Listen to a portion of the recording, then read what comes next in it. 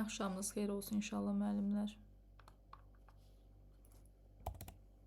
Axşamınız xeyir. Axşamınız xeyir müəllimə. Aha, Axşamınız xeyir olsun. hər birinizin axşamı xeyir olsun inşallah. Deməli 6 dərs vermişdim də mövzular. 6 dənə rəssam idi. İnşallah bu günləri onları sual cavab eləyəcək. Yəqin ki, hamı hazırdır. Səsim normal gəlir, hər şey qaydasındadır. Alo. Bəli, müəllimə. Rahat eşidirsiniz də, yəni qırılmır səs. Xeyr, müəllimə. Aha, hər ehtimal yenə də bu gün işıq yanıb sönüb. Mən megabaytla girmişəm ki, yəni sönsə də heç bir dərsə müdaxilə bölünməsin. Aha, deməli sual, ümumi sual verirəm. Çox xahiş edirəm bir də diqqətlə dinləyin. Təzədən mən eyni sualı təkrar eləmək məcburiyyətində qalmayım. Əlavə vaxtımız getməsin. Deməli, heykəltaraş Ömər Eldarovun yaradıcılığı müşayiət edən başlıca səciyyəvi xüsusiyyəti hansılardır? Kim cavab verəcək bizə? Təkrar edirəm sualı.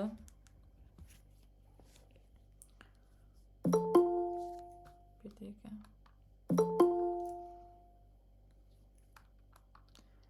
Təkrar edirəm. Deməli, heykəltaraş Ömər Eldarovun yaradıcılığı müşayiət edən başlıca səciyyəvi xüsusiyyətləri hansılar idi? Cavab versin bizə yeganə müəllimə.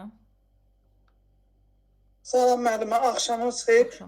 Kamillik idi, dərinlik idi, dünyanı duyma bacarığı idi, məylə gəlib bunlar idi, zəriflik idi. Bəli, iradə və zəriflik, improvizasiya idi. Hə, onlar idi. Kamillik, dərinlik və duymaq bacarığı. Bəli, təşəkkürlər müəllimə, çox sağ olun. Sağ olun. Deməli, Ömər Eldarovun yaradıcılığında obrazların bədii ifadəsində təcəssüm olunan xüsusiyyətlər hansılar idi? Bir də təkrar edirəm. Axşamınız xeyir, səs gəlir sizə. Aha. Bəli, müəllimə. Deməli, Ömər Eldarovun yaradıcılığında obrazların bədii ifadəsində təcəssüm olunan xüsusiyyətlər hansılar idi? Kim cavab verəcək? 2 nəfər cəmi cavab vermək istəyir. Aha. Aysivan müəllimə, buyurun. Axşamınız xeyir müəllimə. Nikbinlik və cəsurluq idi. O elə Natavanın heykəlində də o hiss olunurdu. Nikbin, cəsur, mərd, qorxmazlıq. Məsuliyyət, bəli. Təşəkkürlər müəllimə, çox sağ olun. Çox sağ olun. Deyir, ümumiyyətlə ümumi sual verirəm ki, Ömər Eldarovun yaradıcılığında hansı obraza bir neçə dəfə müraciət edilmişdi? Hansı obraza bir neçə dəfə müraciət edilmişdi? Daha doğrusu belə deyim də. Mənə səs gəlmir, sizə səs gəlir. Səadət Bəli, müəllimə. müəllimə, səs gəlir. Hansı müəllimə səs gəlir? Kimdə səs gəlmirsə, zəhmət olmasa Mənə yenə. səs gəlmir, ümumiyyətlə səs gəlmir mənə. Deməli, problem sizdədir, Səadət müəllimə. Səs gəlmirsə, deməli, mənim dediklərimi eşitmirsiniz. Normal olaraq çıxıb təzədən girin. Mən necə deyim sizə? Aha, deməli, Ömər Eldarovun yaratdığı zadəgan qadını Tunc. Bir dəqiqə, əslində bir sual vermişdim, ona cavab verilmədi. Deməli, yaradıcılığında hansı obraza bir neçə dəfə müraciət edilmişdi Ömər Eldarov? Daha doğrusu, hansı obrazlara? Baxaq. Günel Quliyeva müəllimə, buyurun. Salam müəllimə. Natavan obrazına müraciət etmişdi. Başqa hansı obraza müraciət etmişdi? Səttər Bəhuzad. Əla, bəli. Səttər Bəhuzadəni bir neçə dəfə də ağacdan yonub, tuncdan həkk etmişdi.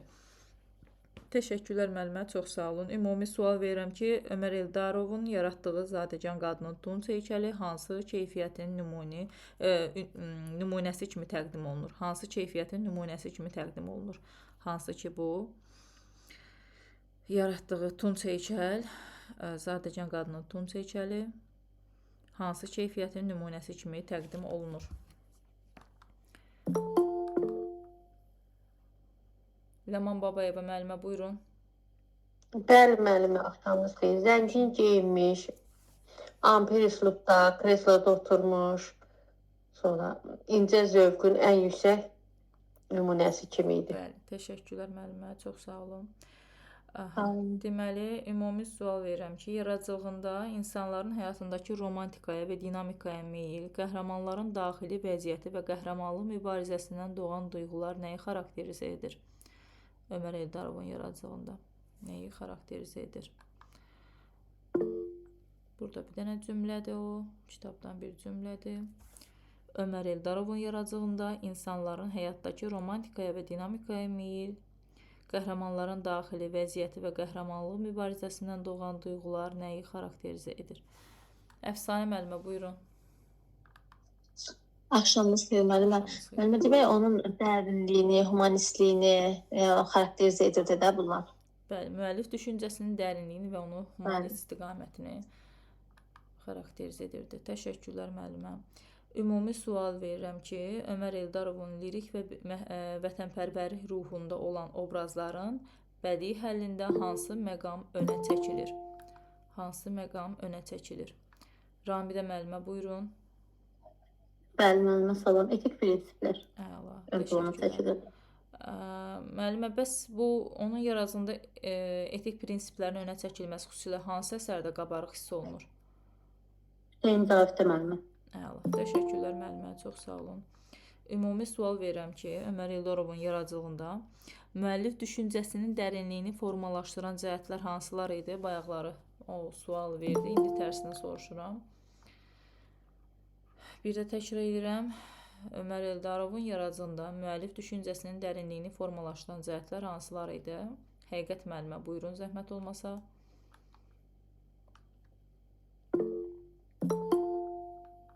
Bəli, müəllimə, salam, axşamınız xeyir. Axşamınız xeyir. Memarlıqda kompozisiya həlli, güclü, mürəkkəb və yaradıcı ehtiraslı şəxsiyyətlərin obrazının açmasına yönəlməsi idi müəllimə. Bir də təkrar edin, zəhmət olmasa. Baxın, yaradıcılığında müxtəlif müəllif düşüncəsinin dərinliyini formalaşdıran cəhətlər hansılar oldu? Onun yaradıcılığında yaratdığı obrazları dolğun yaratması idi. Məsələn, düşüncələrə dalmış formada və yaxud necə deyim, Bəli, yəni dediyinizdə insanın daxili duyğularını vurğulamağı bacarırdı. Bütün emosional hərəkətləri obrazın üzündə canlandırmağı Bəli. bacarırdı Ömər Eldarov. Bəli, və daha dəqiq desək, bəli, düz deyirsiniz əslində. Romantikaya və dinamikaya meyilli, qəhrəmanların daxili vəziyyəti və qəhrəmanlıq mübarizəsindən doğan duyğular idi. Bəli, müəllimə, eyni mənaya gəlir dediyiniz sözlərdir zaten. Təşəkkürlər, çox sağ olun. Ümumi sual verirəm ki, bu Ömər Eldarov Hüseyn Caviddə həsr olunmuş heykəldə dramaturqun hansı cəhətini təcəssüm etmişdir? Rəna müəllimə, buyurun. Məmmədova Rəna müəllimə. Tamam. Hüseyn Cavidin dərin düşüncəyə daldığı anını təcəssüm elətdirmişdi. Bəli, bu məqamda təsvir etmişdi onu və onun hansı cəhətini təcəssüm etmişdi dramaturqun? Əyilməz ruhunu, və onun hansısa bir yaradıcı düşüncəyə daldığı anını təsvir eləmişdi. Əla, təşəkkürlər müəllimə, çox sağ olun. Deyir ki, Ömər Eldarovun Hüseyn Cavidə həsr olunmuş əsərində memarlıq kompozisiya həlli hansı məqsədə yönəlib? Bir də təkrar edirəm, heykəltaraş Ömər Eldarovun Hüseyn Cavidə həsr olunmuş əsərində memarlıq kompozisiya həlli hansı məqsədə yönəlmişdir? Aysel Qarayeva müəllimə, buyurun, zəhmət olmasa. Yəni şəxsiyyətin obrazını açmağa yönəlib məncə. Bəli, bəli. Güclü, mürəkkəb və yaradıcı ehtiraslı şəxsiyyətin obrazını açmağa. Bəli. Təşəkkürlər müəllimə, çox sağ olun. Ümumi sual verirəm. Ömər Eldarovun yaradıcılığını bütövlükdə müşayiət edən mövzu hansıdır? Bütövlükdə müşayiət edən mövzu hansıdır? Fatimə İnalova müəllimə, buyurun. Axşamınız xeyir müəllimə. Lirik qəhrəmanlıq mövzusudur. Əla, bəli. Bəs müəllimə, portretləri, büstləri və heykəlləri hansı xüsusiyyəti ilə seçilir onun? Psixoloji səciyyəsi ilə seçilir də onları. Bəli, psixoloji təsirin çox güclü olması ilə, bəli. Təşəkkürlər müəllimə. Ümumi sual verirəm ki, Ömər Eldarov böyük rəssam Səttar Bəhluzadənin abidəsinə hansı yanaşma ilə müraciət etmişdi? Təzəgül müəllimə, buyurun.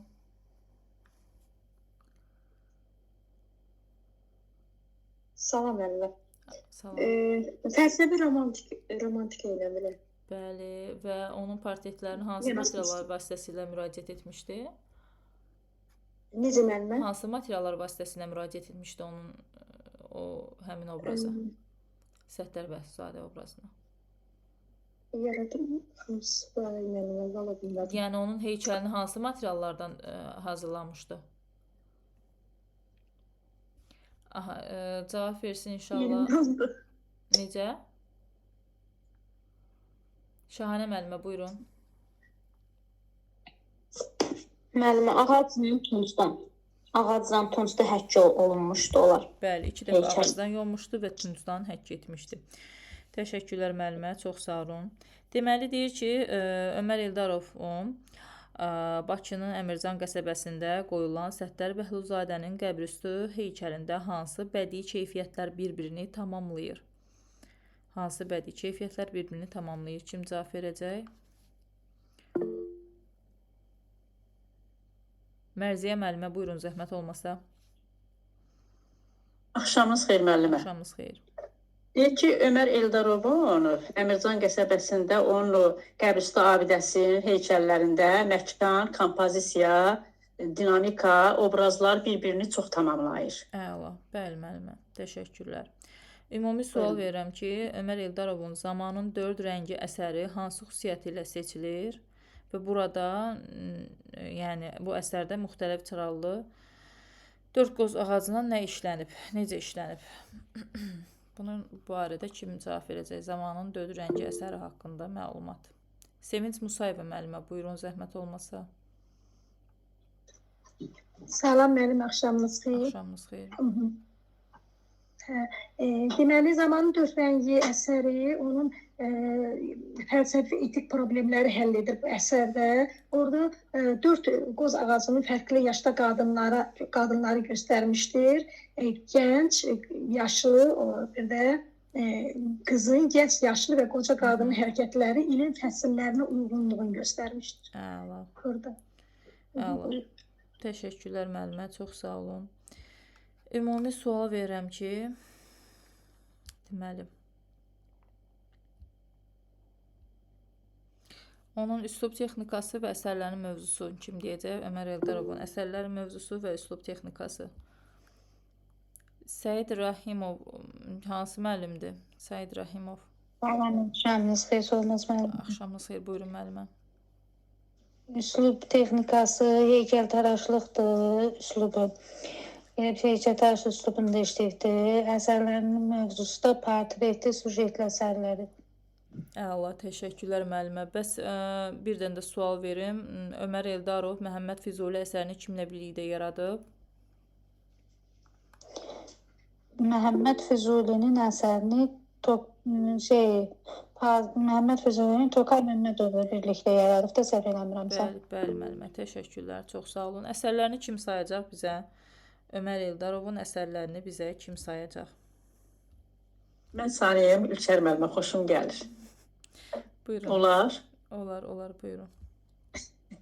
Məhəmməd Füzuli, İbn Sina, İnsan Doğramacı, Heydər Əliyev, Zərifə Əliyeva, ondan sonra Niyazi, Fikrət Əmirov, Üzeyir Hacıbəyov, belə yadımda saxlamışam da, əvvəldə bəstəkarları, sonra Vaqif Mustafazadə, Ziya Bünyadov, Eləcə Xatirə abidəsi, Heydər Əliyevin qəbrüstü abidəsi və s. Əla. Onun o məşhur əsərləri idi. Yəni o şəkilli suallarda bilirik də, dramaturq Hüseyn Cavid, Səttar Bəhruzadənin qəbrüstü abidəsi, Zamanın 4 anı və yaxud Zamanın 4 rəngi də deyilir ona. Bəli. Və Natəvanın heykəli. Əla. Bir də Xuşbani Natəvan, bir də Saadət kompozisiyası. Üzr sayın. Təşəkkürlər müəllimə, çox sağ olun ətraflı məlumat üçün. Deməli, mövzu üzrə rəsm əsərləri kateqoriyasına hansı məzmunlu əsərlər aid edilir? Ümumi sual verirəm. Mövzu üzrə rəsm əsərləri kateqoriyasına hansı məzmunlu əsərlər aid edilir? Kim cavab verəcək bizə? Leyla Abdullayeva müəllimə, buyurun, zəhmət olmasa. Salam müəllimə, axşamınız xeyir. Mən burada mifoloji janrıdır, batal janrıdır, tarixi janrıdır, fantastik janrıdır, animastik janrlar bu kateqoriyaya daxildir, müasir səhnələrinə daxildir. Əla, təşəkkürlər. Ümumiyyətlə, təsviri sənətdə sujeti tematik tablo nədir, müəllimə? Mən burada ümumi mövzu və ya təsvir obyektlərini elə ki, birləşdirən əsərlərin məzmunsudur. Əla, bəli. Təşəkkürlər, müəllimə, çox sağ olun. Ümumi sual verəm ki, deməli, Tahir Salahov müasir dövrümüzdə məşhur Azərbaycan rəssamlarının biri kimi hansı xüsusiyyəti ilə seçilir? Digərlərindən hansı xüsusiyyəti ilə seçilir? Zəkiyə müəllimə, buyurun. Buyurun, zəhmət olmaz, Zəkiyə müəllimə. Axşamınız xeyir. Ən çox sujetli əsərlər yaradan rəssam kimi. Bəli, onun xüsusilə öz yaradıcılığında hansı mövzuya xüsusi yer verib? Neft mövzusu, aparıcı mövzudur, neft mövzusu. Sərt üslubun da əsasını qoyub. Təşəkkürlər müəllimə, çox sağ olun. Deməli, ümumi sual verirəm ki, növbədən qayıdanlar əsəri onun yaradıcılığında hansı mövzu ilə bağlıdır və hansı üslubdadır bu əsər və onun hansı işi hesab olunur? Aytə Məmmədova müəllimə, buyurun. Axşamınız xeyir olsun. Axşamınız xeyir. Deməli, növbədən qayıdanlar əsəri Tahir Salahovun diplom işi sayılır və o Moskva Dövlət Universitetində, Moskva Dövlət İncəsənət Universitetində diplom işini müdafiə eləmək üçün bu deməli rəsm əsərini çəkmişdi. Növbədən qayıdanlar və növbədən qayıdanlar onun Bakı neftçisi obrazını yaratmaqda, yəni xüsusi olaraq seçilən və sərt üslubun əsasını qoyan bir üslub rəsm əsəri olaraq fərqlənir. Əla. Təşəkkürlər müəllimə, çox sağ olun. Ümumi sual verirəm ki, deməli, onun əsərlərində həyat və real səmimi təsvir olunması hansı nəticəni yaradır, deyir. Onun əsərlərində həyatın real və səmimi təsvir olunması hansı nəticəni yaradır? Bir də əl qaldırın, zəhmət olmasa bilənlər. 4 nəfər, sadəcə 5-6 nəfər.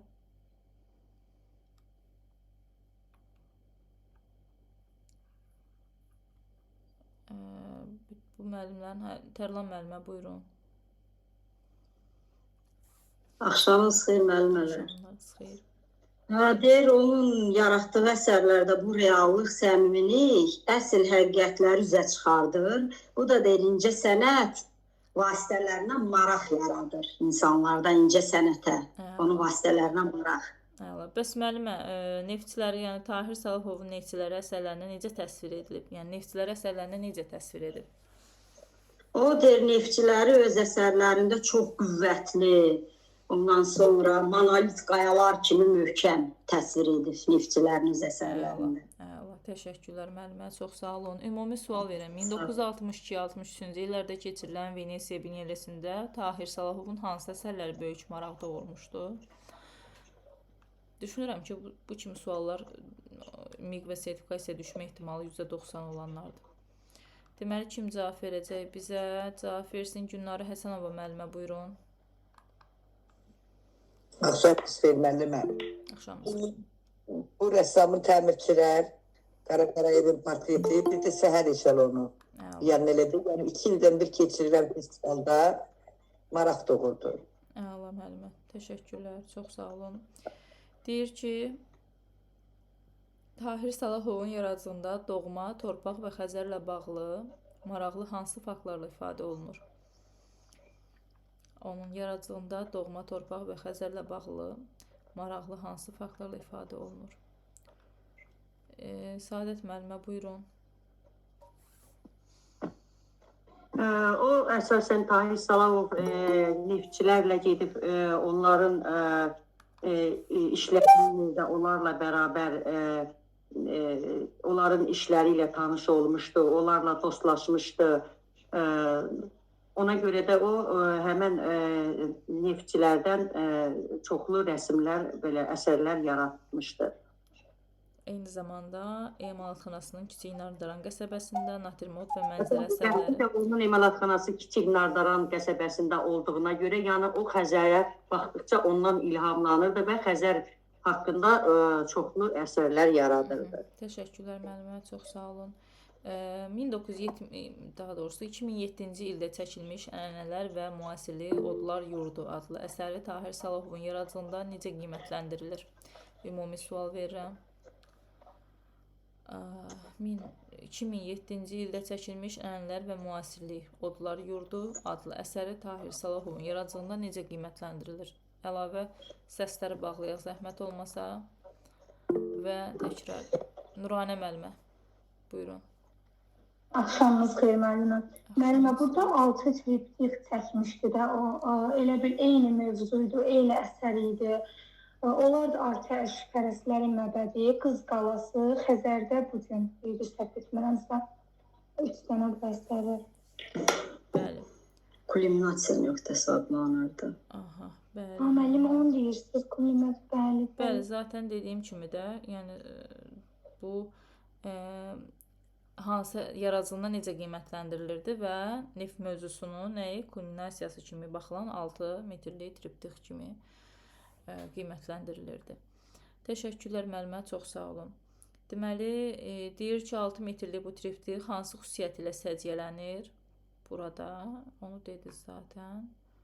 Yəni, burada bir fikir, mövzu və sujetdə birləşən üstünə əsərdən ibarətdir.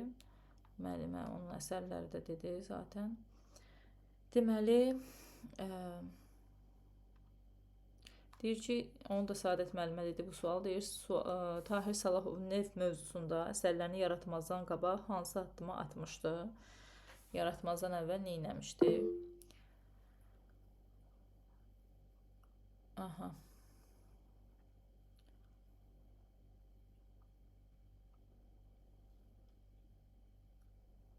Həqiqət müəllimə, buyurun. Tahir Salahov neft mövzusunda müəllimə çox əsər yaratmışdı. Onun da səbəbi onun neftçilərlə bir yerdə zaman keçirtməsi idi. Onların qürurverici işləri, əzmləri, iradələri onu həmişə valih eləmişdi. Əsərlərinin əksəriyyətində onların qəhrəman neftçilər kimi göstərməyə səbəb. Bəli, yəni o əsərdəki obrazlar kimin idi? Kim idi? Kimlər idi? Ən yaxın dostları idi. Bəli. Hansı ki, bunlar bir yerdə nefti Xəzərə gedirdi. Bəli, dənizə gedirdi. Onların iş prinsipini öyrənirdi. İradələrin, mətanətli obrazların yaratmağa çalışırdı. Əla. Təşəkkürlər müəllimə. Çox sağ olun. Buyurun müəllim. Aha, deməli, ümumi sual verirəm ki, Tahir Salahovun Abşeron Qadınları adlı əsəri nə ifadə edir? Vüsalə Oruzova müəllimə, buyurun. Axşamınız xeyir müəllimə. Deməli, bu əsər növbədən qayıdanlar ana bacılar idi. Yəni o neftçilərin ana bacıları idi ki, onları gözləyirdilər, növbədən qayıdanları gözləyirdilər. Bəli, yəni ana və bacıların dənizdə olan yaxınlarına görə keçirdiyi dərin həyəcanı ifadə edir.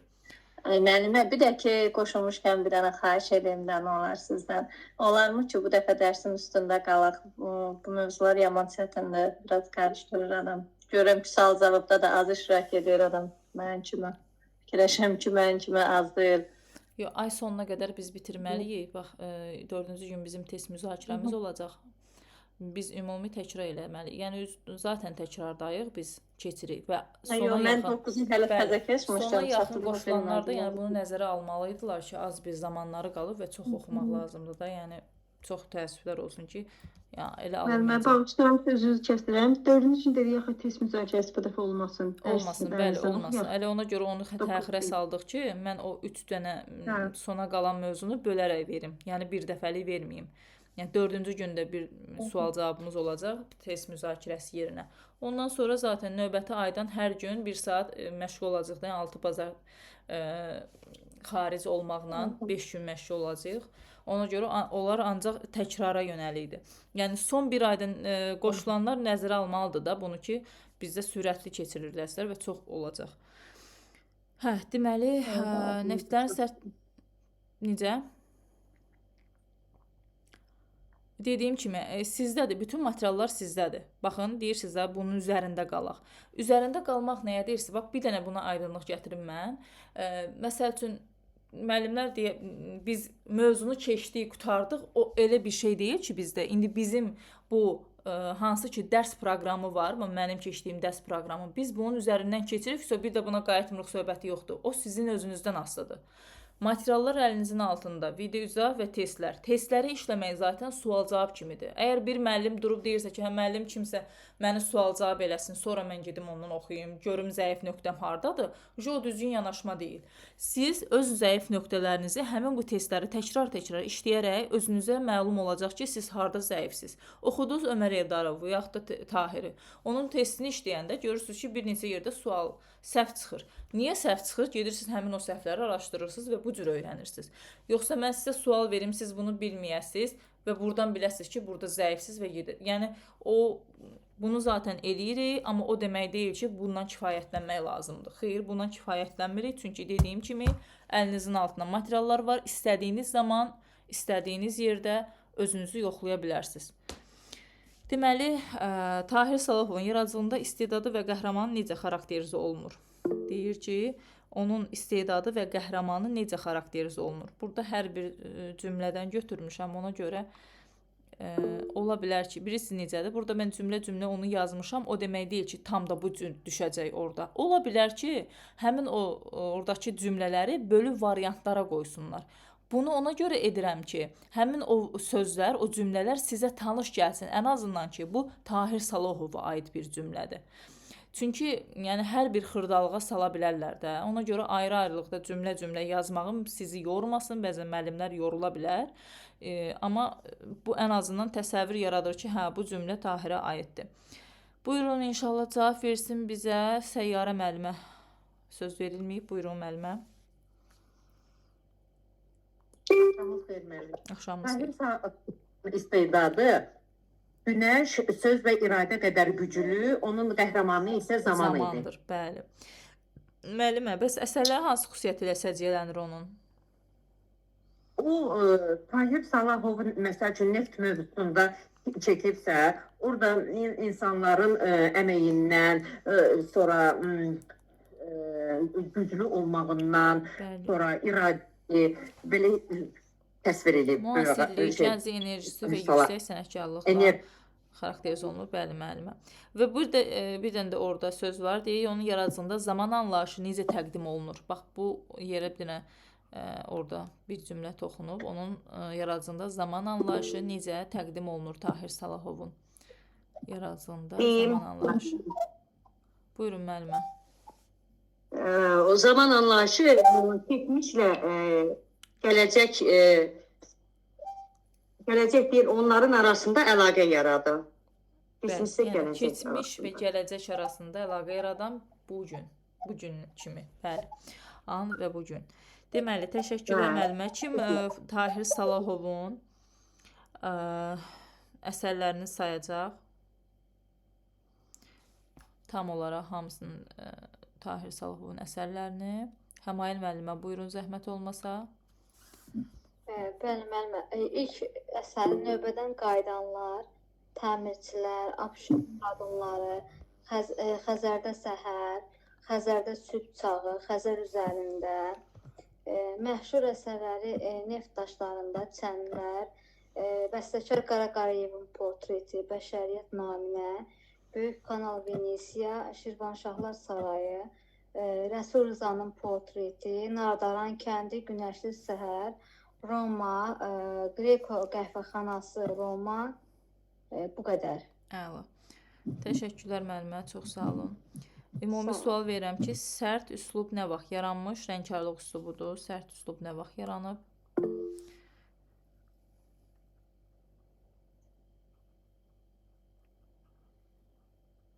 Şahanə müəllimə, buyurun, zəhmət olmasa. Müəllimə, 1950-60-cı illərdə. Bəli, bəs Bineylə nə deməkdir müəllimə? Hər il keçirilən, 2 ildən bir keçirilən festivaldır. Bir dəqiqə. Onun festivalında da 3 dənə əsəri, Tahir Salahovun 3 əsəri bu festivalda iştirak edib. Qara Qarayevin portreti, Təmirçilər, Səhər Eşelonu, bu 3 dənə əsərdə onun festivalda iştirak edib. Təşəkkürlər müəllimə, çox sağ olun. Aysel müəllimə cavab versin, hansı ki Ləmanın musiqi dünyası cavab versin. Onun üslub texnikası və əsərlərin mövzusunu zəhmət olmasa. Axşamınız xeyir müəllimə. Axşamınız xeyir. Üslub texnikası bu rəngkardır, bir də qrafikdir. Demək, əsərlərin mövzusu bu sujetli əsərlər çəkirdi. Mənzərə, bir də portret. Bir də portret, naturmort, mənzərə və sujetli əsərlər. Hə, portret, mənzərə, sujetli əsərlər biri də olmalı idi. Naturmort. Bir də nə mənə? Hə, naturmort. Bəli. Yəni, əsərlər mövzusu deyəndə janrlar nəzərdə tutulur, üslub texnika deyəndə növlər nəzərdə tutulur, üslublar, texnikalar. Bəli, təşəkkürlər müəllimə, çox sağ olun. Mənim. Deməli, ümumi sual verirəm ki, bizim bu Fazil Nəcəfovun müəllimi kim olmuşdu? Fazil Nəcəfovun müəllimi kim olub?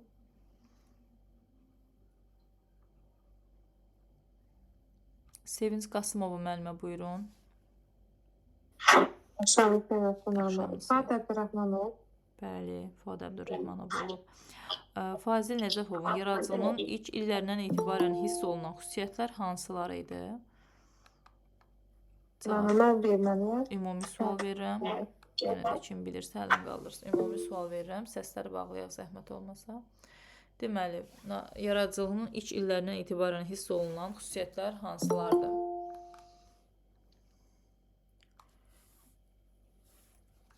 Doqquz nəfər sadəcə.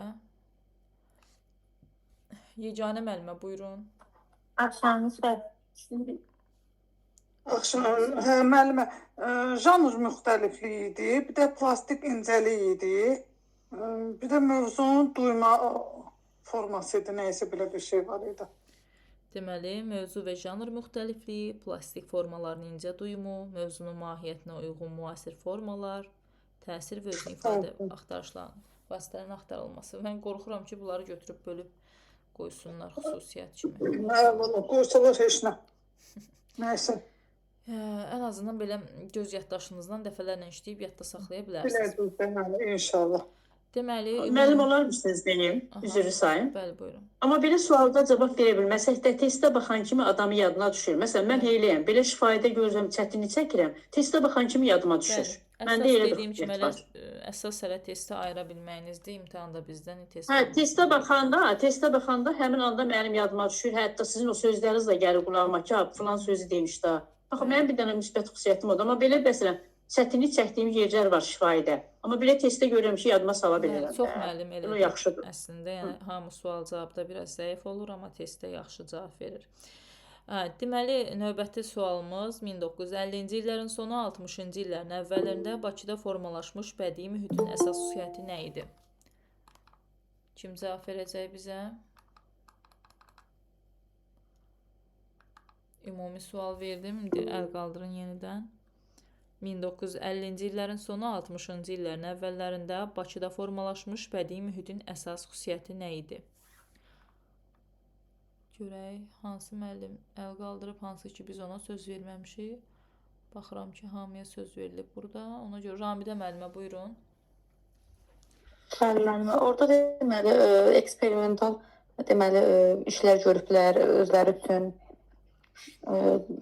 Yəni ki, rəssamlarda özləri üçün fərdi xüsusiyyətləri yer alıb. Bəli. Tamam deyə bilmədim o cümləni. Bəli, əsas o ki, məlumatınız var. Testə görəndə ayıra biləcəksiniz. Bəli. Və deyir, ümumi sual verirəm. Onun əsərlərində Fazil Nəcəfovun əsərlərinin səciyyəvi cəhətində hansı xüsusiyyətlər yer alır? Səciyyəvi xüsusiyyətində hansı səciyyəvi cəhətində hansı xüsusiyyətlər yer alır? Deməli, burada kimə söz verək? Bir dəqiqə. Nəcibə müəllimə, buyurun, zəhmət olmasa söz verək. Axşamınız xeyir. Monumentallıq, yığcamlıq, bir də dəqiq inamlı kompozisiya həlli. Bəli, monumentallıq, yığcamlıq, dəqiq və inamlı kompozisiya həlli onun səciyyəvi cəhətləri sayılır. Təşəkkürlər müəllimə, çox sağ olun. Sağ olun. Deyir ki, bədii yaradıcılıqda hansı prinsiplərə can atırdı Fazil Nəcəfov?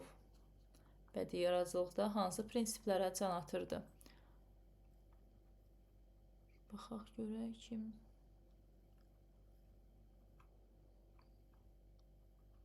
Aysel Abbasova müəllimə, buyurun. Sərbəstliyə, cəsarətli formalara, orijinal ideyalara can atırdı. Bəli, bəli, təşəkkürlər. Və deyir ki, ustadın yaratdığı büstlərdə, ümumi sual verirəm, səsi bağlayaq. Deyir, ustadın yaratdığı büstlərdə modelin xırda təfərrüfatlarından varmayaraq nəyə üstünlük verirdi?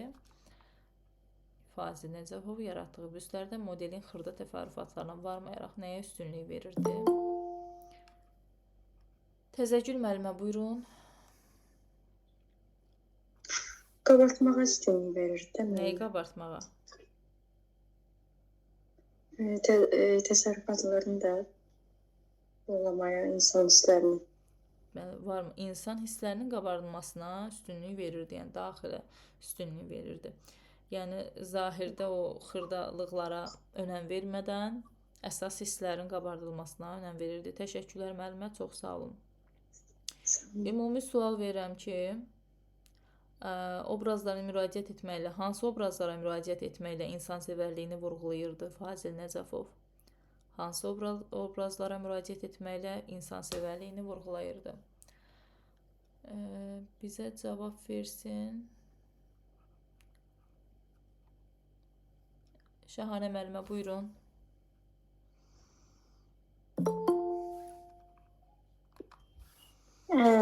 Onlar demək asan olmayan taleyi yaşamış zəhmətkeş insanların obrazları.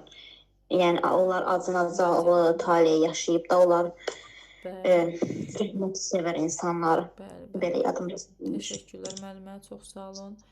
Ümumi sual verirəm ki, bu Fazil Nəcəfovun Neftçi əsərində Bakı neftçisinin deyir, hansı vəziyyəti vurğulanır və obrazın tamaşasını cəlb etdiyi əsas cəhət hansı idi burada? Kim cavab verəcək?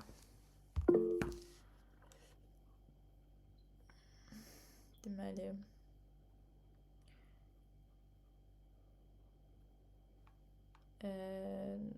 Nuranə müəllimə, buyurun.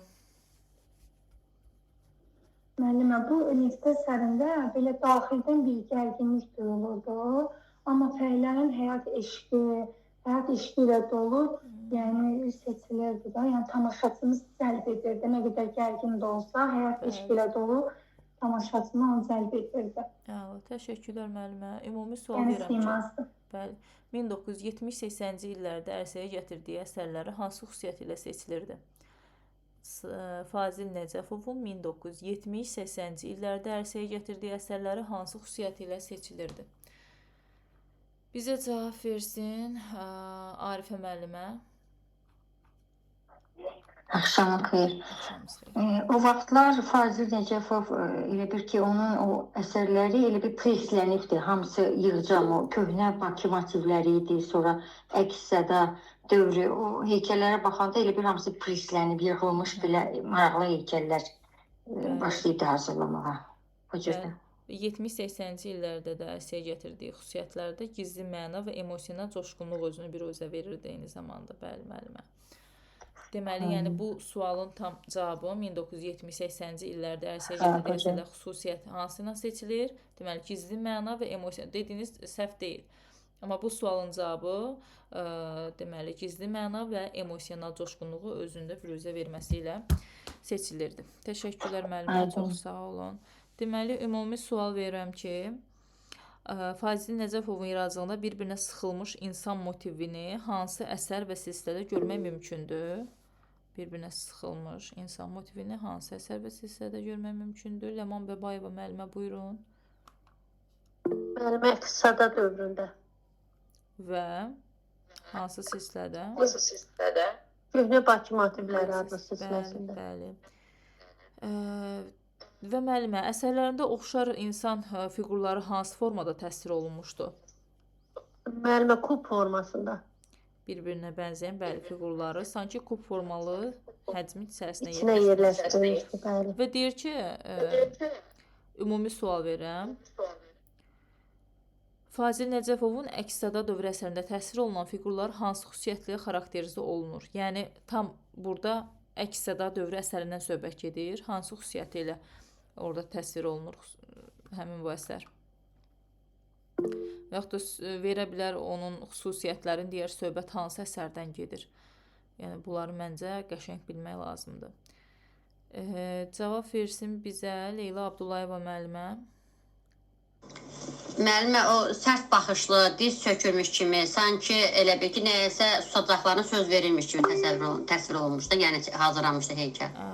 Bəli. Teşəkkürlər müəllimə. Teşəkkürlər müəllimə. Deməli, yaradıcılığının başqa bir önəmli cəhəti hansı sahədə üzə çıxır?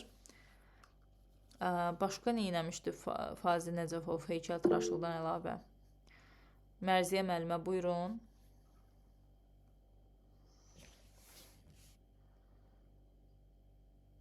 Mərziyə müəllimə. Bağışlayın, mikrofon açmamış öz-özümə danışamayım. Müəllim, üzr sayın. Bir də sualı verin müəllimə. Üzr sayın. Onun yaradıcılığında başqa bir önəmli cəhəti hansı sahədə üzə çıxır? Monumentallıq, bütövlük, onu deyirsiniz, həcm yığcamlığı, plastiklik. Yəni, o heykəltaraşlıqdan əlavə nə eləmişdi? Bilmədim müəllimə, yalan deyim. Yadımdan çıxdı. Asima müəllimə, buyurun, zəhmət olmasa. Mən heykəltaraşlıqdan əlavə rəssam kimi fəaliyyət göstərmişdi. Necə əsəri var idi də, yəni rəssam, hər heykəltaraş zaten rəssamdır və bu hansı sahədə idi bu? Rəngkar idi, qrafik, nə əsərləri var idi? Qrafik rəsmləri var idi. İndi yadıma düşdü müəllimə, bağışlayın. Və qrafik əsərlərində nə ifadə olunur Asima müəllimə? Qrafik əsərlərində, yəni nə ifadə edir? Yəni, burada təsvirin sənətinin əsasını demək olar ki, onun deyir... Təsvir sənətinin əsasını rəsm təşkil edir, onu demək istəyirsiniz müəllimə? Ümumiyyətlə, qrafik əsərləri yəni yaradıcılığın axtarışların bir bəhrəsi idi. Onu sual verir. Yəni deyir ki, onun qrafik əsərləri demək olar ki, onun yaradıcılıq axtarışlarının bəhrəsi idi. Deməli, materialın hansı xüsusiyyətlərinə asılı olaraq obrazlar öz xarakterini dəyişir? Materialın hansı xüsusiyyətlərindən asılı olaraq obrazlar öz xarakterini dəyişir? Gülnarə Həsənova müəllimə, buyurun. Müəllimə deyir, materialların ölçüsü, fakturası və rənginə görə obrazlar öz xarakterini dəyişir. Bəli. Son illər bu Fazil Nəcəfov özünün bütövlükdə hansı layihə üzərində işə həsr etmişdi? Hansı layihə idi, onu demək olar ki, son işlərindən biri. Qara Qarayevin abidəsi. Bəli. Təşəkkürlər müəllimə. Ümumi sual verirəm ki, həmin bu abidəyə həsr olunmuş, yəni Qara Qarayevin həsr olunmuş abidə hansı element əsas hissəni təşkil edirdi burada o abidədə? Hansı element əsas hissəni təşkil edirdi? Bizə cavab versin. Nəzbə müəllimə, buyurun. Əsas hissəsini deməli qırmızı qranit parçası təşkil edirdi. Yəni altlıqda. Bəli, və orada Qara Qarayevə həsr olunmuş abidənin ön hissəsi hansı formada təsvir olunub? Stabili formada həsr olunub və relyef formasında, yəni qara relyef formasında. Relyefdən də yəni çox qabardılmış bir formada təsvir olunub. Röl qapağını və formasında idi. Dəstəkarda qanatlı bir formada, belə qanatlanmış bir formada həkk olunubdur. Təşəkkürlər müəllimə, çox sağ olun. Ümumi sual verirəm ki, animalist kimi, onun bir animalist kimi çıxış etməsi nə ilə əlaqələndirilir? Sevinç Musayeva müəllimə, buyurun, zəhmət olmasa. Mən bu heyvanlar aləmini müşahidə etmişdi və burada animalist kimi də çıxış etmişdi. Bəli. Aydınmış pişik əsərləri var idi. Bəli. Ümumi sual verirəm ki, plastik rəmzlər, portret və müdrik sözlərdən ibarət geniş, əhatəli fəlsəfi proqramdır. Bu hansı əsərinə aiddir onun? Plastik rəmzlər, portret və müdrik sözlərdən ibarət fəlsəfi proqramdır, əhatəli fəlsəfi proqramdır və qədim əsgərin cəng arabasına yerləşdirilmiş maska dəbilqəsi göstərilmişdi bu əsərdə. Hansı əsər idi bu? Bizə cavab versin Şəlalə Məmmədova müəllimə. Axşamınız xeyir, başlayın, səsim tutulub. Zamanın oyunları. Bəli, zamanın oyunları. Müəllimə, zamanın oyunları əsərində tarixi yanaşma və insan davranışı necə təqdim olunur? Mən cavab vereyim. Bəli, müəllimə. Deməli, burada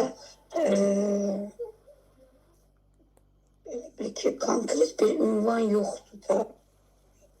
İnsanlarda bütün dövrlərdə hakimiyyət, real hissi vurmaq. Bəli, yəni pul hərisi olmuş, bunları müharibələr və başqalarının qanı bahasına əldə etmiş. Bəli. Təşəkkürlər müəllimə, çox sağ olun.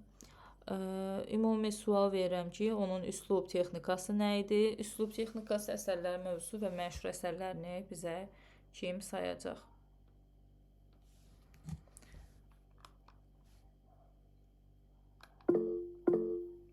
Aydə müəllimə, buyurun, zəhmət olmasa.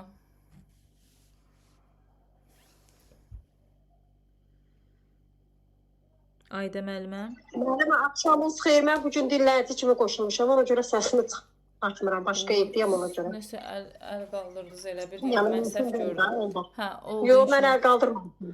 Hə, onda mən səhv görmüşəm. Mən fanlar oxuyam. Aha, oldu inşallah. Müəllimə, mən deyim, onları deyim, yoxsa?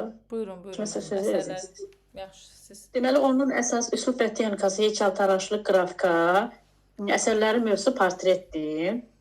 Şəkillər əsərlərindən həyatın mərtəbələri, fortuna, sonra üç müdrik, sonra onun qrafik rəsmləri vardı. Bir kişi, bir qadın, siz dediniz, mən ondan da yaxşı çəkərəm. Bax, o yadımda qalıb elə.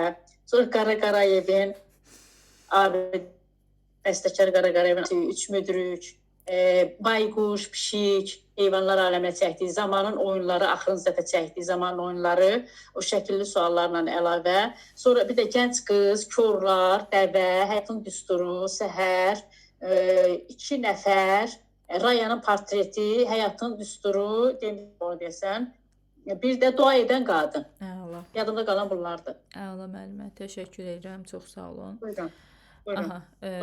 Deməli, ümumi sual verirəm ki, Arif Hüseynovun yaradıcılıq istiqaməti hansı xüsusiyyəti ilə səciyyələndirilir? Arif Hüseynovun yaradıcılıq istiqaməti hansı xüsusiyyəti? Arif Hüseynovun bəs dediniz ki, 4-cü gün qalacaq axı 3 dənə əsər. Arif Hüseynovdur, Sakit Məmmədovdur, bir də Fərhad Xəlilovdur. Dediniz 4-cü gün soruşacağım axı onu. Elə dediniz, yanılmıramsa. Yox, mən bəlkə yanılmışım. 6 rəssam vermişəm, mən ümumi. Mən dedim ki, 6 rəssam verməmişdim. Yox. 6-sını verdiniz əvvəlcə. Sonra dedik ki, hamımız məsləhətləşdik ki, 3-ün indi ör, gənə 2-ci gün. 4-cü gün həmişə test müzakirəsi eləyirdik. Dedik 4-cü gün bölüşmə. Yox, mən elə bildim ki, mən indi verəcəm 6 dənə. 6 Sakit Məmmədova qədər. Mən Telegramda da, bir dənə dərsdə demirəm ki, mən Telegramda da işarə eləyirəm ki, bura qədər öyrənin. Mən Sakit Məmmədovu da həmin ora. Yadımdan çıxmayan. İşarələmişdim. Bilirəm, amma baxmamışam, yalan deyə bilmərəm, onu da bilirəm. Yox, demişdim, çünki vaxt yoxdur, mən bu ay bütün qutaraq bir dənə, bu ay bitirək, gələn ayda 18 günümüz qalır. Onda mən yəqin səhv anlamışam, müəllimə, üzrü say. Onu yəqin mən səhv başa düşmüşəm, üzrü say. Yəqin ki, bilmirəm, indi digər müəllimlər də mi elə başa düşüblər, yoxsa necə? Yəni... Yox, müəllimə, Sakit Məmmədova qədər vermişdiniz. Bəli. Və dediyim kimi, mən Telegramda da işarə eləyirəm onu ki, bura qədərdir. Yəni, dərsdə olmayanlar. Çünki onsuz da dərsə az nəfərlər qoşulur. Görürsünüz ki, qrupda 150 nəfərə yaxın, 150 nəfərdən çox müəllim var, amma 65 nəfər, 90 nəfər falan maksimum qoşulur dərsə. Dediyim kimi, mən hələ yenə də deyirəm ki, bunu əsas dərs hesab etmirəm. Əsas dərs zaten sizin hər zaman əlinizin altında olan materiallardır ki, onunla pulunu hazırlaşmaq olur. Bu yenə də sadəcə elə bir bura qoşulmaq, bilir, yenidən təzələmək kimi olur da, hər bir səslənən sualı bir də götür-qoy etmək. Deməli, həmin bu sualın cavabını kim deyəcək bizə təkrar edirəm. Arif Hüseynovun yaradıcılıq istiqaməti hansı xüsusiyyəti ilə səciyyələnir? Bizə cavab versin. Rəna Məmmədova müəllimə, buyurun. Arif Hüseynov milli folklora, adət-ənənəyə bağlı sənətkar idi. Onun yaradıcılığında əsasən mənəvi dəyərlər, vətənə bağlılıq hiss olunurdu. Və miniatür rəsmləri var idi. Bəli, yəni burada Arif Hüseynov digərlərini fərqləndirən milli folklora, adət-ənənə bağlılıq. Yəni bu söz heç bir yerdə yoxdur da demək olar. Adət-ənənə və milli folklor bu Arif Hüseynovda açar sözləri demək olar ki. Arif Hüseynovun bir çox rəsmlərdə hansı xüsusiyyətlər qabarıq hiss olunur? Bir çox rəsmlərdə ümumi sual verirəm. Hansı xüsusiyyətlər qabarıq hiss olunur? Əfsanə müəllimə, buyurun. Müəllimə, demək, miniatür üslubu ənənələrlə bağlı, vətəndaşlıq yanğısı hiss olunur da onun əsərlərində. Bəli. Müasirliyin vətəndaşlıq yanğısı hiss olunur. Miniatür üslubu ənənələrə bağlı, vətəndaşlıq yanğısı və müasirliyə həvəs. Əla, təşəkkürlər müəllimə, çox sağ olun. Ümumi sual verirəm yenə. Arif Hüseynov ağ-qara cizgilərdə olan işlərə azacıq rəng ovqatı qatmaqla hansı nəticəni əldə edirdi? Hansı nəticəni əldə edirdi?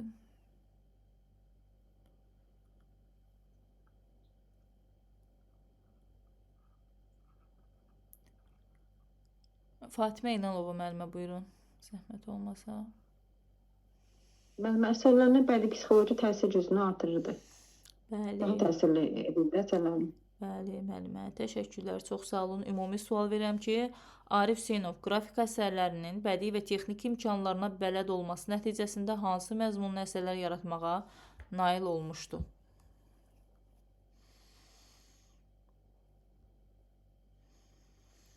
Kim cavab verəcək? Ləmanın musiqi dünyası. Buyurun müəllimə.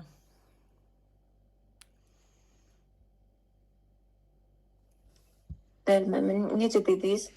Qrafika sənətinin bədii və texniki imkanlarına bələd olması nəticəsində hansı məzmunlu əsərlər yaratmağa nail olmuşdu?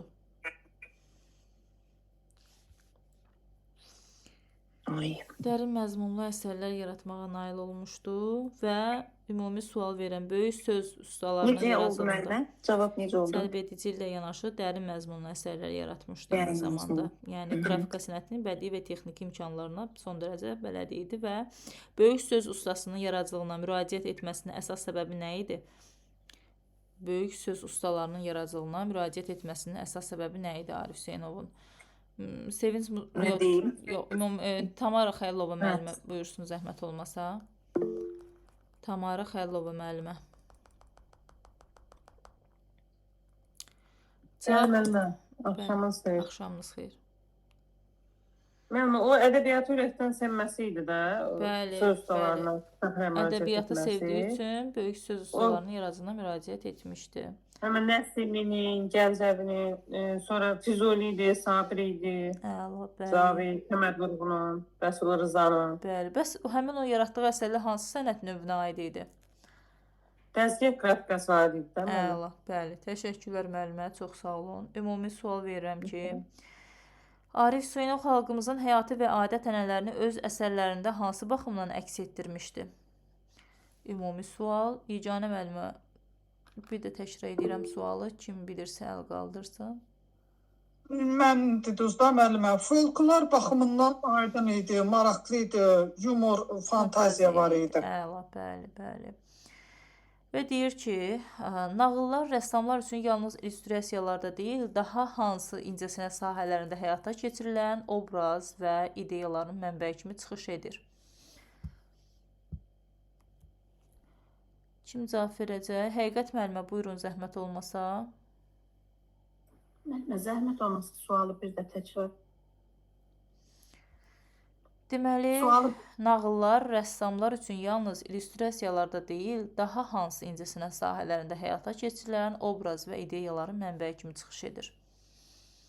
Bəli, müəllimə, nağıllar rəssamlar üçün illüstrasiyalardan başqa qrafikada, kinematografiyada, sonra zərgərlik, nəqqaşlıqda və digər sahələrdə də öz əksini tapırdı. Əla, bəli. Təşəkkürlər müəllimə, çox sağ olun.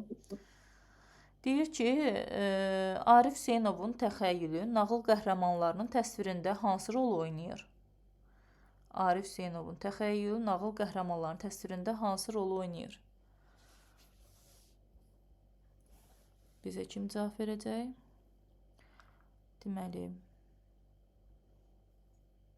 Aytən Məmmədova müəllimə, buyurun. Deməli burada o həm cadugarların, həm hiyləgər vəzirlərin, qəddar hökmdarların görünüşünü tamamlamaq üçün istifadə edirdi. Əla. Bəli, təşəkkürlər. Və növbəti sual deyir. Arif Hüseynovun təsvir etdiyi əsərlərdə kompozisiya hansı bədii vasitələrlə xatırlanaraq bütövləşir? Bir də təkrar edirəm. Arif Hüseynovun təsvir etdiyi əsərlərdə kompozisiya hansı bədii vasitələrlə xatırlanaraq bütövləşir? Kim cavab vermək istəyir? Tərla müəllimə, buyurun, zəhmət olmasa. O deyir öz əsərlərində Arif Hüseynov nöqtələrdən, mirvarilərdən, buruqlardan, digər qrafik elementlərdən, çox xırdalıqlardan istifadə edərək bütövləşdirir əsərlərini. Bəli. Və eyni zamanda deyir, o nağıl mövzusunda yaratdığı əsərlərin koloriti hansı xüsusiyyəti ilə səciyyələnir, müəllimə? Hansı xüsusiyyəti ilə müəllimə? Azacıq rəng qatmaq xüsusiyyəti ilə. Yəni detallarla zəngin olması ilə eyni zamanda nağıl mövzusunda yaratdığı əsərlərin koloriti hansı xüsusiyyəti ilə səciyyələnir? Yəni detallarla zəngin olması ilə. Təşəkkürlər müəllimə, çox sağ olun. Bir də ümumi sual deyir ki, Arif Hüseynovun əsərləri nə vaxtdan başlayaraq Bakıda və dünyanın müxtəlif sərgi salonlarında tamaşaçıların diqqətinə çatdırılmışdı? Nə vaxtdan başlayıb onun əsərləri Bakıda və dünyanın müxtəlif sərgi salonlarında tamaşaçıların diqqətinə çatdırılmışdı?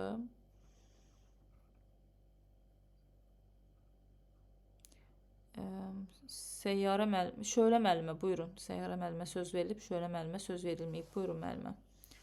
Müəllimə, axşamınız xeyir. İndi girdim dərsə 20-ci əsrin 70-ci illərindən. Bəli. Bəs müəllimə, onun hansı şəhərlərdə sərgilənən əsərlərinə görə müxtəlif mükafat və diplomlar layiq görünüb? Burada müəllimə İzmir idi, elə bil Ankara idi, sonra Moskva idi. Bir də Tokyo idi, Tokyo idi elə bil. Hə, Tokyo. Praqa. Təşəkkürlər müəllimə. Bəli. Çox sağ olun. Ümumi sual verirəm. Baxın, bu üslub texnikalar ki var, özünüz də görürsünüz ki, Arifin suallarında yəni üslub texnika düşür. Özü də ayrı-ayrılıqda. Mən düşünürəm ki, düşsə də bizim rəssamlardan düşəcək ən çox. Yəni, xaricə hələ ki gözləmirəm, amma Azərbaycan rəssamlarından düşmə ehtimalı daha böyükdür. Xüsusilə bunu Arif Hüseynovun məsələn, üslub texnikası parçalayıb qoyacaqlar. Nədir? Üslub texnikası və əsərlərin mövzusu nədir? Gülnarə müəllimə, buyurun. Müəllimə, üslub texnikası rəngkarlıqdır, dəzgah, kitab qrafikası, bir də ən çox miniatür sənətindən mənim yadımda qalıb. Bəli. Əsərlərin mövzusu da naturmort, portret, mənzərə, bir də sujetli əsərlər. Əla. Təşəkkürlər müəllimə, çox sağ olun. Kim onun əsərlərini sayacaq?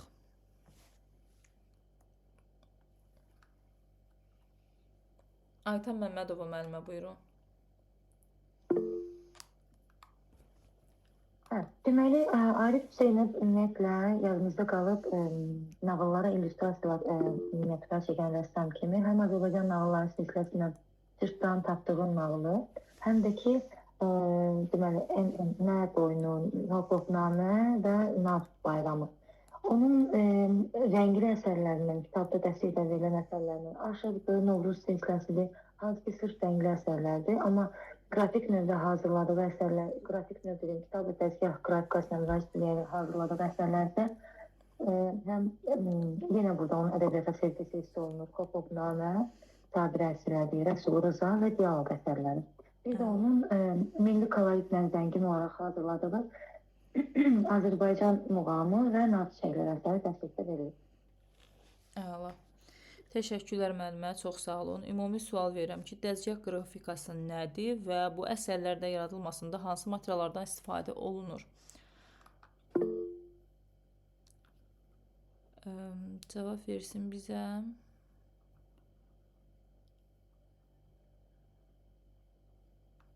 Leyla Abdullayeva müəllimə, buyurun. Müəllimə, dəzgah qrafikası təsvir sənətinin qrafika növünə aiddir. Molbert üzərində yaradılır. Burada qrafik rəsmdə olduğu kimi tuşdan, quaşdan, karandaşdan, kömürdən istifadə olunur. Təşəkkürlər müəllimə. Təşəkkürlər müəllimə. Deməli, ümumi sual verirəm ki, Fərhad Xəlilovun əsərləri hansı coğrafi mühitdə unikal hesab edilir? Fərhad Xəlilovun əsərləri hansı coğrafi mühitdə unikal hesab edilir? Bizə cavab versin. Rəana Məmmədova müəllimə, buyurun. Fərhad Xəlilovun yaradıcılığı Azərbaycanda və Qafqazda unikal hesab olunur və o əsasən abstrakt üslubda yaradır, rəngkarlığın abstrakt. Təşəkkürlər müəllimə, çox sağ olun. Deməli, Fərhad Xəlilov yaradıcılığında hansı ifadə üsulu ilə gedir? Fərhad Xəlilov yaradıcılığında hansı ifadə üsulu ilə gedirdi? Sevinç Musayeva müəllimə, buyurun.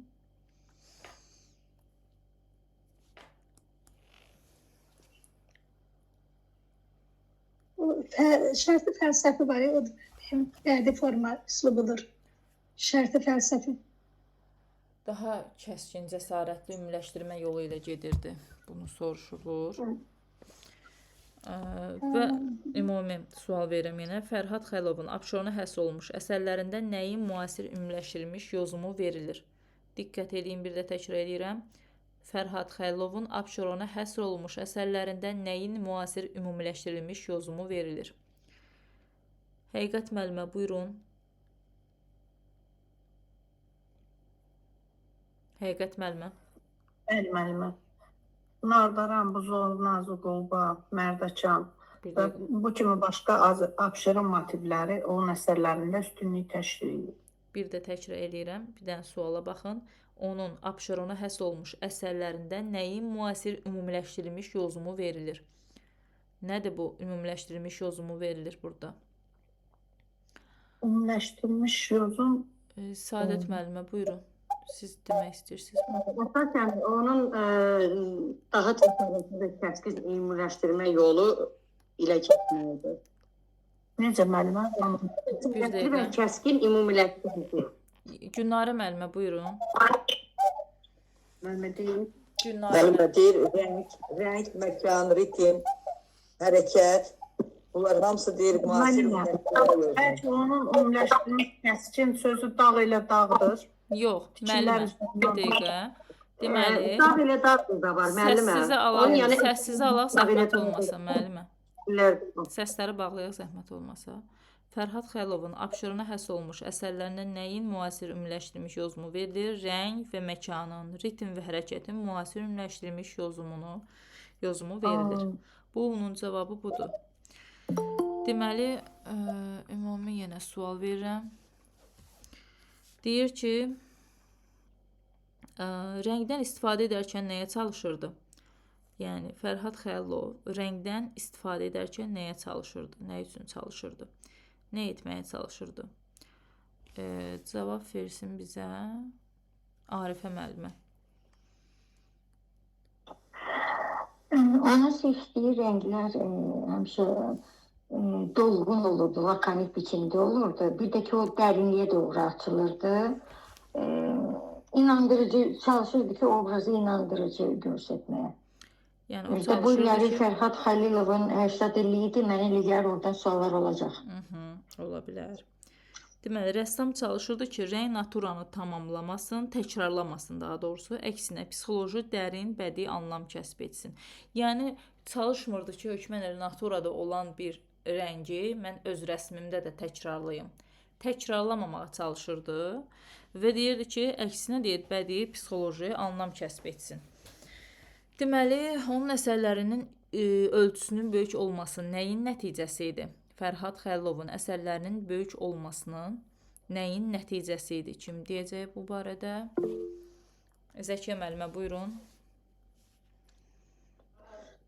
Abşerona həsr etdiyi əsərlərin böyük ölçülü olması Abşeronun panoram, çoxcəhətli obrazının panoram təsvir etməyi üçün, yəni böyük təsvir edirdi Abşerona həsr etdiyi əsərləri. Bəli, bax, xüsusilə mən deyərdim ki, bunlara diqqət edin. Yəni, Bu bir dənə cümlədə oradan deyir ki, yəni əsərlərinin ölçüsünün böyük olmasının səbəbini soruşur. Hətta sual bu formada düşə bilər ki, səbəb-nəticə əlaqəsinə aid olan bir sual, sxem formasına düşə bilər. Çünki Artinin suallarında görsəz, həmin bu tipli suallardan yəni suallar verilib. Ona görə xüsusilə buna diqqətlə, yəni yadınızda saxlamağa çalışın. Əsərlərinin böyük olmasının səbəbi nədir?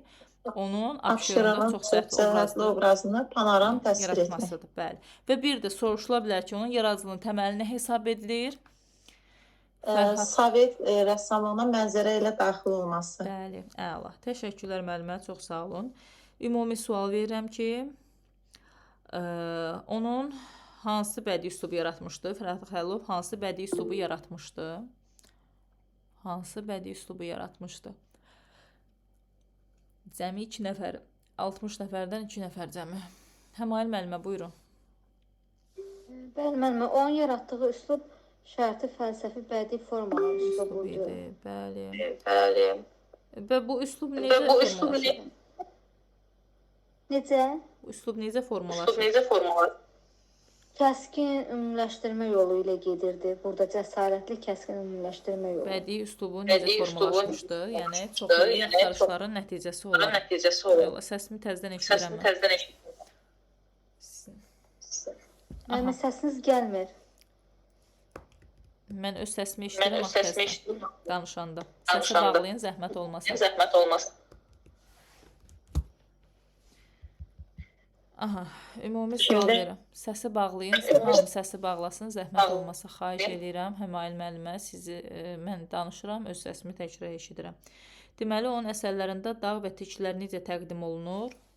Fərhad Xəlilovun əsərlərində dağ və tikilər necə təqdim olunur? Deyir.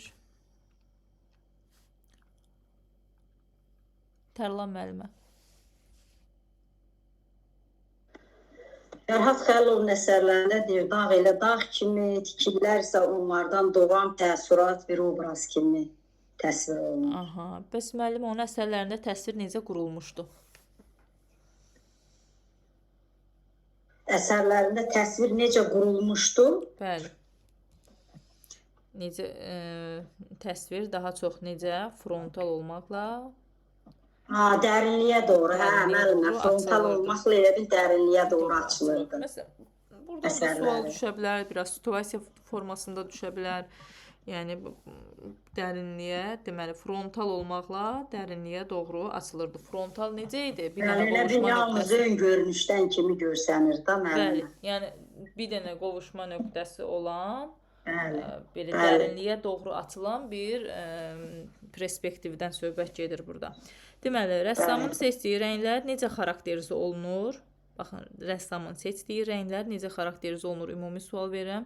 Günlarə Həsənova müəllimə buyursun, zəhmət olmasa. Müəllimə, deyir onun əsərlərində dəniz yaşıl, səma göy, nar da deyir qırmızı qonur rəngdə olur.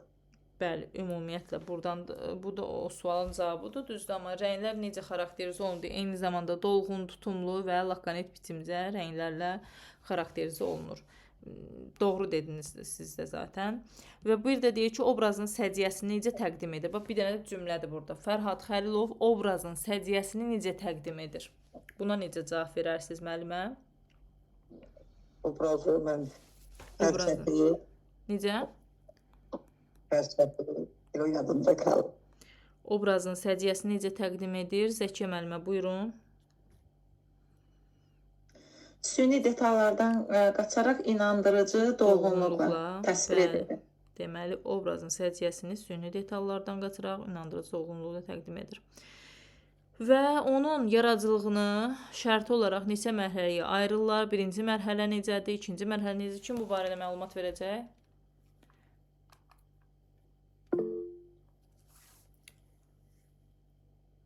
Bilənlər buyursun, zəhmət olmasa. Nuranə müəllimə, buyurun. Müəllimə, birinci mərhələsi doğma landşafla bağlı idi. İkinci mərhələsi də müəllimə, yəni mütərəqqəti ifadə vasitələri idi, səhv etmirəmsə. Əvvəlki dünya düyümünə tapınaraq mütərəqqi ifadə vasitələrinə keçid. Bəli, deməli, ümumi sual verirəm. Onun əsərlərinin mövzusu, mənşur əsərləri və üslub texnikası. Kim deyəcək? Mənşur əsərləri, üslub texnikası və əsərlərinin mövzusu. Şöyle müəllimə buyursun, zəhmət olmasa.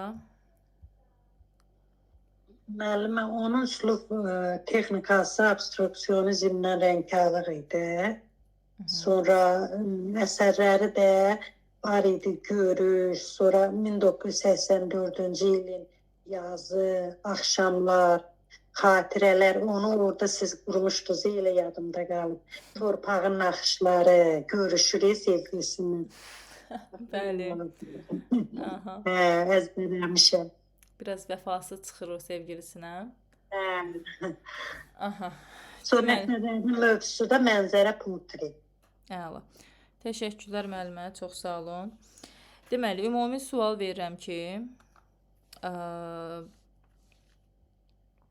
deyir ki, Sakit Məmmədov rəngkarlıq əsərlərini necə yaradırdı? Bax, bir dənə bu cümlədir həmin o mətn içərisindən. Sakit Məmmədov rəngkarlıq əsərlərini necə yaradırdı?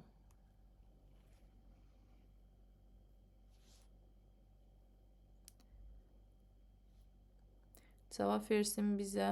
Şahanə müəllimə, buyurun.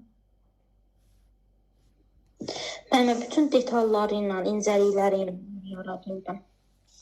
Rəng, forma, üslub, cərəyanlar. Öyrənərək, onlar öyrənərək yaradırdı. Bəli. Təşəkkürlər müəllimə, çox sağ olun. Deyir ki, Sakit Məmmədov rəngkarlığa nəyi gətirmişdi? Sakit Məmmədov rəngkarlığa nəyi gətirmişdi?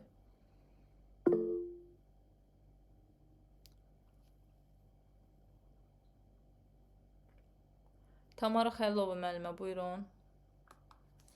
Müəllimə, opal daşlarını gətirmişdi. Yox, rəngkarlığa nəyə gətirmişdi ümumiyyətlə? Opal daşlarını gətirmişdi deyə bir söz yoxdur, xeyr. Nə gətirmişdi? Həmail müəllimə, buyurun. Müəllimə, şərqin dərin fəlsəfi düşüncəsini bir də işıq boyaları gətirmişdi rəngkarlığa. Təşəkkürlər müəllimə, çox sağ olun. Deməli, deyir ki, Sakit Məmmədovun uğurunun səbəblərindən biri nədir? Bax, bu çox önəmli bir sualdır. Buradan bir sual qoya bilərlər, düşə bilər bu sual. MİQ və sertifikasiya. Deməli, uğurunun səbəblərindən biri nədir? Bu, hətta mövzunun başına yazılan bir sözdür. Şöyle müəllimə, buyurun, zəhmət olmasa. Müəllimə, o klassik deyir, üslubda müasir üslubun sintezini yaratmışdı. Elə bir cümlə idi. Bəli, müasir və klassik üslubun sintezi. Müasir üslubla. Və onu da əlaqələndirmişdi. Müasir, klassik, ikisində də sı var və sintez sözünü Sakit Məmmədovun sısı ilə də əlaqələndirib yadda saxlamışdıq. Deməli, ümumi sual verirəm ki, Sakit Məmmədovun hər bir əsəri hansı xüsusiyyəti ilə fərqlənir? Nə var idi? Onun əsərləri nə ilə fərqlənirdi? Hansı xüsusiyyəti ilə? Fatimə İnanova müəllimə. Müəmma və xəfifliyi ilə fərqlənirdi. Müəmma və xəfifliyi ilə fərqlənirdi, bəli. Hər bir əsəri. Deyir ki, onun üslubunun, yəni Sakit Məmmədov istedadını daha dolğun hansı janrda ifadə olunur? İstedadı daha dolğun hansı janrda istifadə? Mən deyim müəllimə, portret əsərlərində. Bəli, bəli. Təşəkkürlər müəllimə. Və deyir ki, sual verim ümumi. O, deyir, portretləri necə çəkməsi ilə fərqlənirdi? Necə yanaşırdı, necə çəkirdi portretləri? Zəkiyə müəllimə, buyurun. Sakit Məmmədov portretləri insan qəlbinə nüfuz edərək, dərindən nüfuz edərək çəkirdi. Əsasən də qadın portretləri geniş yer alır, yaratdığı portretlər arasında. Qadın portretlərdə saflığı, nəcib həqiqəti, gözəlliyi ilə seçilirdi. Yəni onları tərənnüm edir. Bəli, təşəkkürlər.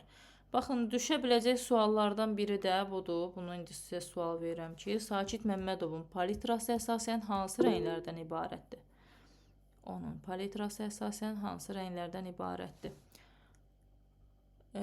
Bizə cavab versin Səyyarə müəllimə. Sakit Məmmədovun palitrası əsasən illıq noxudu zeytun rənglərdən ibarət idi. İllıq noxudu, daha sonra dolğun mavinin çararları, zeytun yaşlı və tünd qəhvəyi rənglərdən tam olaraq düşəcək. Bax, bir iki dənə yox. Deməli, bunlar hansı olur? Noxud, illıq noxudu, dolğun mavi, zeytun yaşlı və tünd qəhvəyi rənglər. Təşəkkürlər müəllimə. Ümumi sual verirəm. Səs qırılır müəllimə. Səsi bağlayaq. Aha.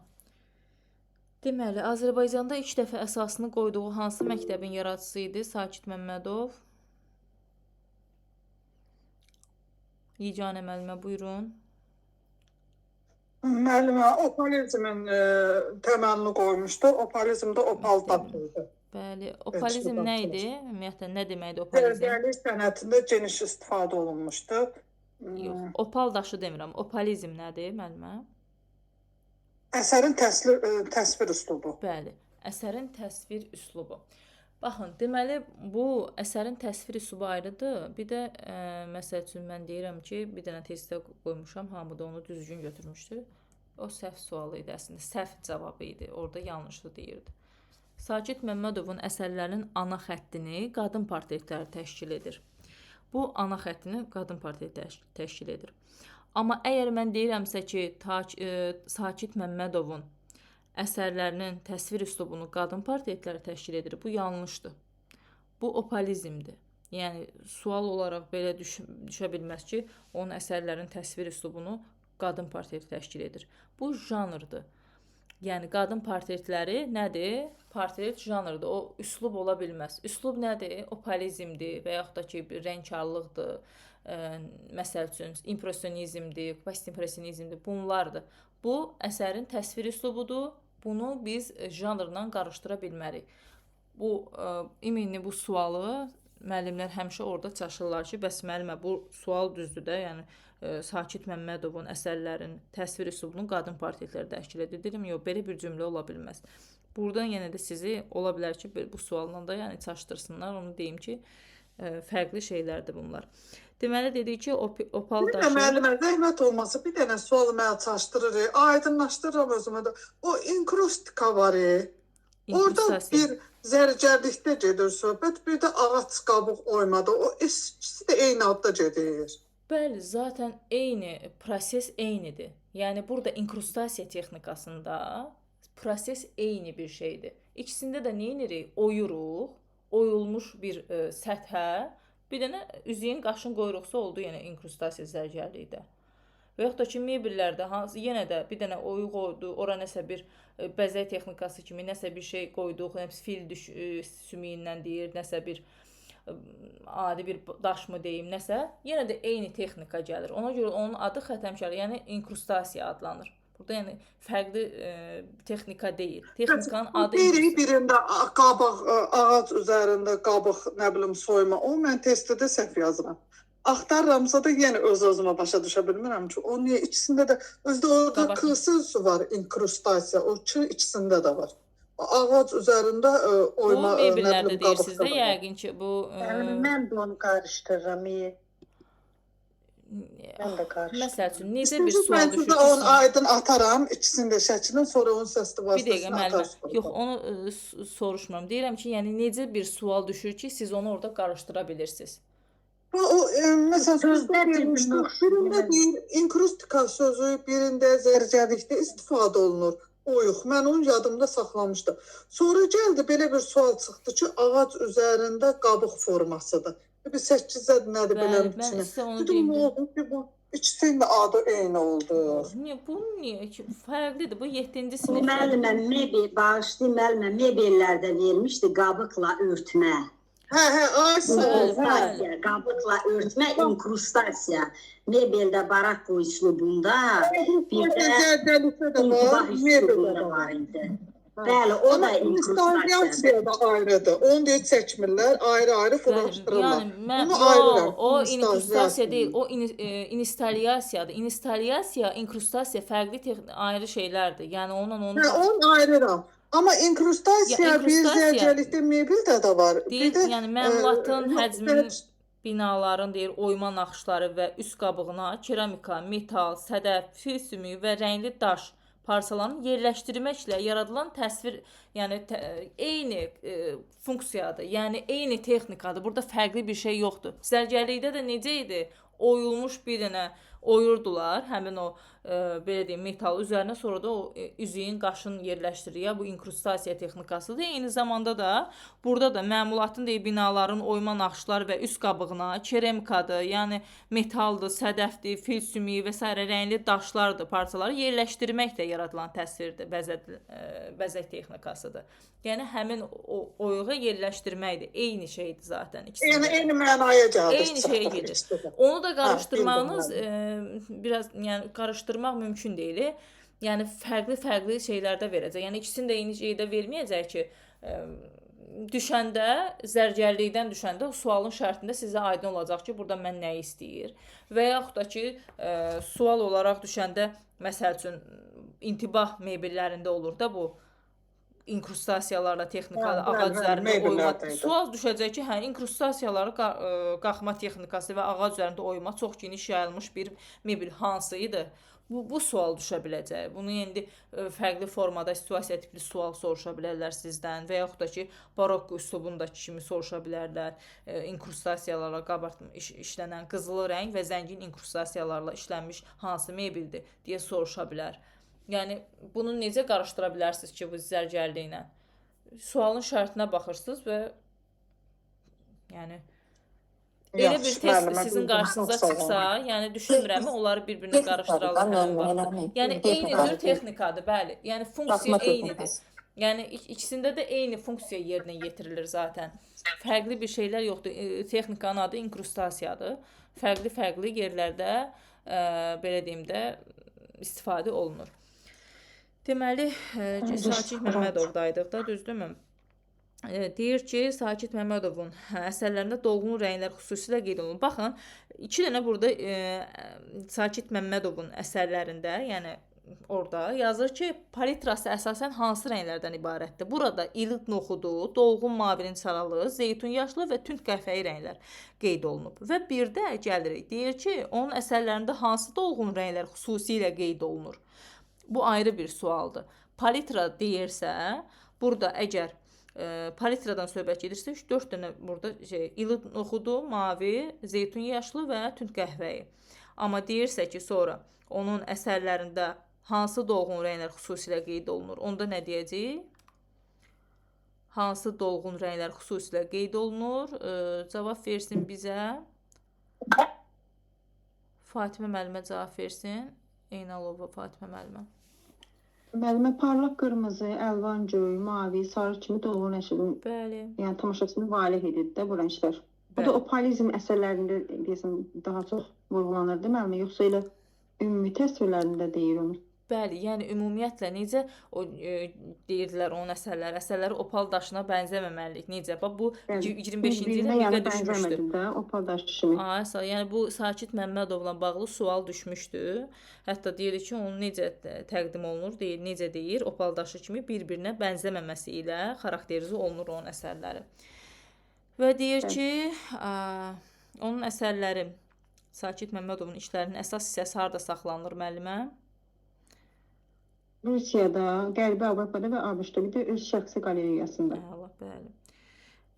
Ümumi sual verirəm, onun əsərlərinin üslub texnikası, əsərlərin mövzusu və məşhur əsərlərini kim sayacaq?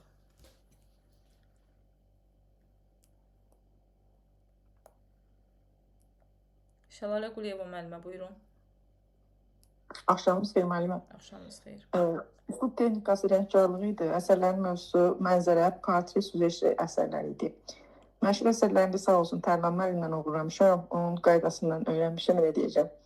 Deməli, qızımın portreti İtaliyalı qız, yatmış mələk, küsmüş mələk, rəfiqələr, məhəbbət, Nüşabə, Arzu, Sibel, Nərgiz, bir də aktrisa idi. Sonra Adəm və Həvva, Dədə Qorqud, Şah İsmail Xətai, türk motivi. Gəncə simfoniyası, həzin musiqi, melodiya. Suriyalı rəssam, güzcü qarşısında, yorğun şəhər.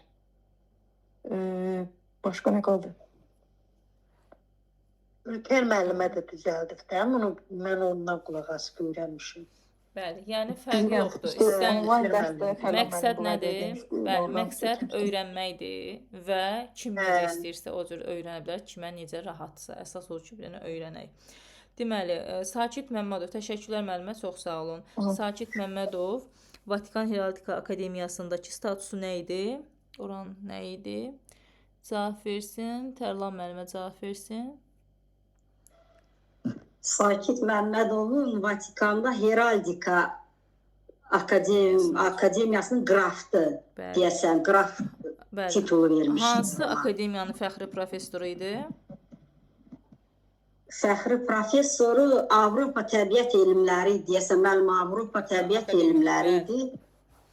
Sonra UNESCO-nun deyəsən, rəssamlıq ittifaqının üzvü idi, nə idi? Hələ professorluğu da var idi mənimcə. Bəli, burada çoxdur onun ad və mükafatı. Bəli, burada çoxdur. Düşünmürəm o dərəcədə gedərlər xırdalığa, amma hər ehtimala öyrənmək lazımdır. Bəli, demək olar biz yekunlaşdırdıq. Bütün sualları 6 rəssam haqqında ümumi sual cavab elədik. Bəli, bağışlayın, bir sual versəm olar. Bəli, buyurun. Bir də nəysə mən rast gəldim. Bu Sakit Məmmədovun həqiqətən prinses əsəri varmı yoxsa yox? Şahzadə prinses. Mən amma axtardım, nəsə mənə rast gəlmədi. Baxın, bir dənə indi onu deyəcəkdim ki, Artinin suallarında gördünüz ki, kitabda olmayan bir dənə şəkil qoymuşlar. Yəqin ki, hamı onu gördü. Həmin özdə şəklində soruşmurlar hansıdır adını soruşublar, müəllifin yox. Adını da götürüblər orada aktrisa. Amma bizdə kitabda həmin aktrisa adında əsər fərqlidir. Görürsünüz də yəqin ki. Amma həmin oradakı əsəri fərqli bir qoymuşlar. İndi mən necə o metodik vəsaitdə də yoxdur. Sadəcə internetdə onu belə araşdıranda internetdə çıxır. İndi bizdə də belə bir fikir formalaşır ki, onda bir rəssamın kitabda olmayan əsərlərini qoyacaqlarsa, onda biz nə qədər kitabda rəssam adı varsa, gedib bütün rəssamların nə həyat və yaradıcılığını araşdıraq, nə qədər əsər çəkib, 100-dən çox, 200-dən çox əsər çəkib, onların hamısını bir-bir götürək, öyrənək. Bu absurd bir şeydir.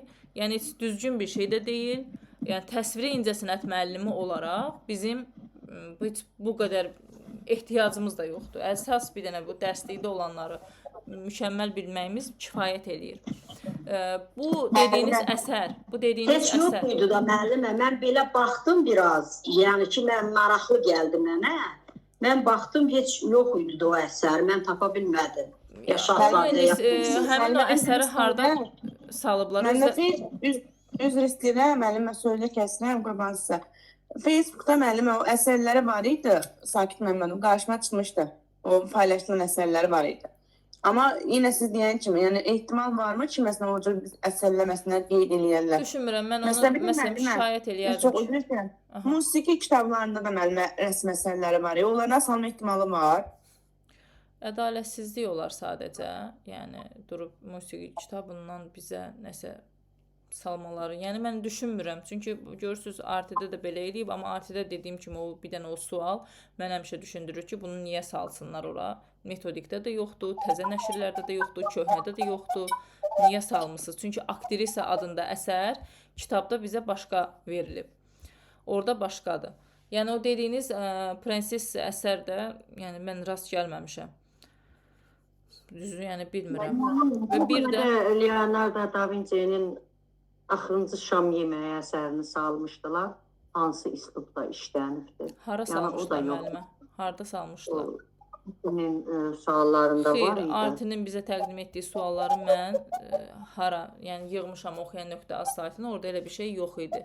Ola bilər ki, sizə hansı ki Arti sual təşkil edir deyib imtahan formatında götürüblər Artinin adından sınaq paylaşıblar. Çünki müəllimə, kurikulum müəllimi. Yox, o deyil müəllimə. Kurikulum dedikləri o Artinin adı ilə eləyirlər onu ki, hə biz yəni Artinin suallarını paylaşırıq və s. onun əsasında sual o deyil. Hansı ki bu bizə onların rəsmi saytında paylaşırlar, rəsmi YouTube kanalında, bir də Facebookda paylaşırlar. O bilirik ki, artı təqdim edir onu. Mən də anında götürüb onu oxuya.a saytına yönləndirirəm ki, yəni kopya eləyirəm ki, rahat oradan işləyə bilərsiniz. Ümumi 106 dənə sual olmalıdır deyəsən. Yəni bu Allah kömək olsun, müəllimə, var olasın. Ona görə də yenidən nəsə olsa da yenə də orada görəcəksiniz həmin sualları. Orada dəfələrlə rahat işləmək olur. Yəni özümdən heç nə əlavə etməmişəm. Onların nə qoyulubsa ora səhvdir, düzdür, nədir, eynisini yəni kopya eləmişəm ora. Həqiqətən müəllimə, möhtəşəmdir. Bəli. Allah sağ Mən 106 sual. Mən göndərmişdim qrupa, yenə də təkrar göndərərəm, onu işləyərsiniz inşallah. Oldu müəllimlər. Deməli mən indi bir söz tutur. Bir də müəllimə, bu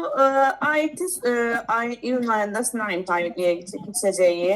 Məsələn, oradakı sualların eynisi yox, oxşarı məsələn düşmə ehtimalı varmı imtahanda? Nümunə ki, məsələn bilərdik.